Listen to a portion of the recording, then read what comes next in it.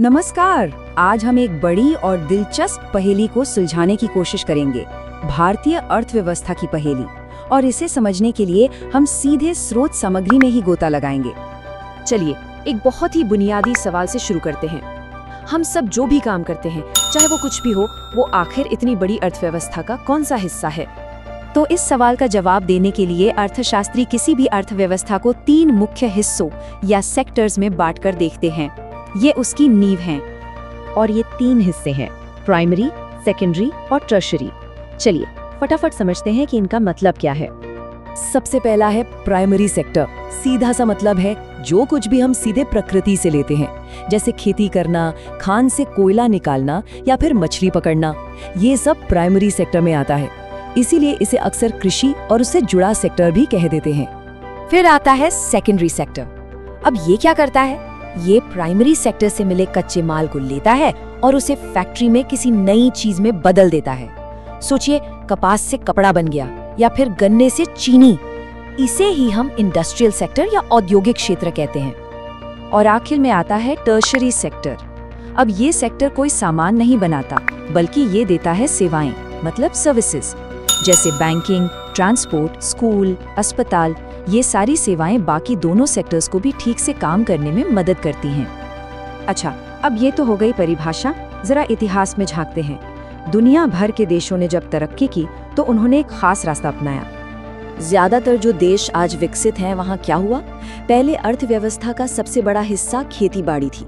फिर धीरे धीरे फैक्ट्रियां और उद्योग आगे बढ़े और आखिर में सर्विस सेक्टर, मतलब सेवाएं, सबसे बड़ी ताकत बन गईं। ये एक क्लासिक पैटर्न है। तो सवाल ये है कि क्या भारत भी इसी सीधे रास्ते पर चला? और यहीं से भारत की कहानी बहुत दिलचस्प हो जाती है। तो चलिए पिछले कुछ दशकों के आंकड़ों को देखते हैं। यहीं पर हमारी आर्थिक पहेली का पहला धागा मिलता है। अब जरा इस स्लाइड को ध्यान से देखिए।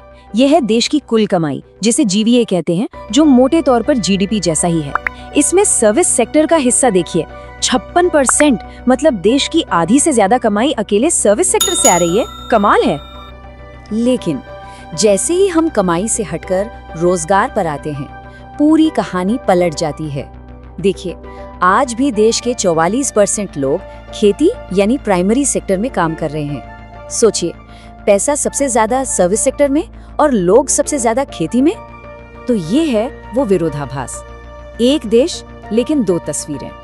ऐसा है कि अर्थव्यवस्था का इंजन तो सर्विस सेक्टर वाली पटरी पर दौड़ रहा है, लेकिन ज्यादातर आबादी खेती वाले डिब्बे में ही छूट गई है। तो सवाल उठता है कि ऐसा क्यों? पैसा जहां गया, नौकरियां वहां क्यों नहीं गई? इस क्यों का जवाब हमें इन आंकड़ों के पीछे छिपे इंसानों की कहानी में मिलता है। इस गुत्थी को समझने के लिए एक कॉन्सेप्ट है छिपी हुई बेरोजगारी या डिस्गाइज्ड अनएम्प्लॉयमेंट। चलिए इसे एक परिवार के उदाहरण से समझते हैं। स्रोत में लक्ष्मी के परिवार का एक उदाहरण दिया गया है। 5 लोग हैं और सब मिलकर अपनी 2 हेक्टेयर की जमीन पर खेती करते हैं। अब जो विश्लेषण है वो ये कहता है कि अगर इस परिवार के 2 लोग खेत का काम छोड़ भी दें, तो भी पैदावार पर कोई असर नहीं पड़ेगा। क्यों? क्योंकि उस छोटे से खेत पर काम करने के लिए असल में 3 लोग ही काफी हैं। बस इसी को कहते हैं प्रच्छन्न या छिपी हुई बेरोजगारी। मतलब लोग काम करते हुए दिख तो रहे हैं, लेकिन असल में उनकी पूरी क्षमता का इस्तेमाल नहीं हो रहा, वो जरूरत से ज्यादा हैं। अब पहेली का एक और टुकड़ा है, नौकरियों का प्रकार। मान लीजिए खेती से निकलकर लोगों को नौकरी मिल भी जाए, तो वो नौकरी कैसी है? देखिए, एक तरफ कांता है जिसकी पक्की नौकरी है, ऑफिस में काम करती है, उसे छुट्टियां और दूसरे फायदे मिलते हैं। और दूसरी तरफ है कमल, जो एक दिहाड़ी मजदूर है, कोई जॉब सिक्योरिटी नहीं, कोई छुट्टी नहीं।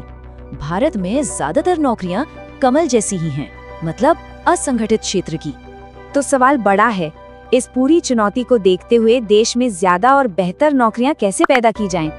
तो स्रोत कुछ रास्ते सुझाता है, जैसे कि गांव में सड़कें, बांध वगैरह बनाए जाएं ताकि कंस्ट्रक्शन में काम मिले, किसानों को आसान और सस्ता कर्ज मिले, गांवों के पास ही फूड प्रोसेसिंग जैसी छोटी मोटी इंडस्ट्रीज लगाई जाएं, और हाँ, शिक्षा, स्वास्थ्य और टूरिज्म जैसे सेक्टर्स में निवेश किया जाए, क्योंकि यहाँ बहुत सारी नई नौकरियां बन सकती हैं।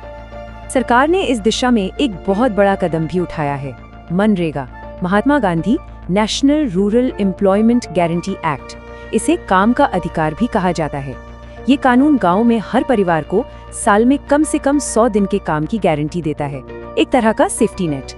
तो इन सब बातों का निचोड़ क्या है? निचोड़ ये है कि किसी भी देश की आर्थिक सेहत सिर्फ एक नंबर यानी जीडीपी से नहीं आंकी जा सकती। उस नंबर के पीछे लोगों की जिंदगी, उनके काम, उनकी सुरक्षा की एक बहुत बड़ी और जटिल कहानी छिपी होती है। और यहीं हम एक बड़े सवाल के साथ इस चर्चा को समाप्त करते हैं। आर्थिक विकास का असली पैमाना क्या है? सिर्फ बढ़ती हुई जीडीपी या फिर देश के हर इंसान के लिए एक अच्छा, सम्मानजनक काम?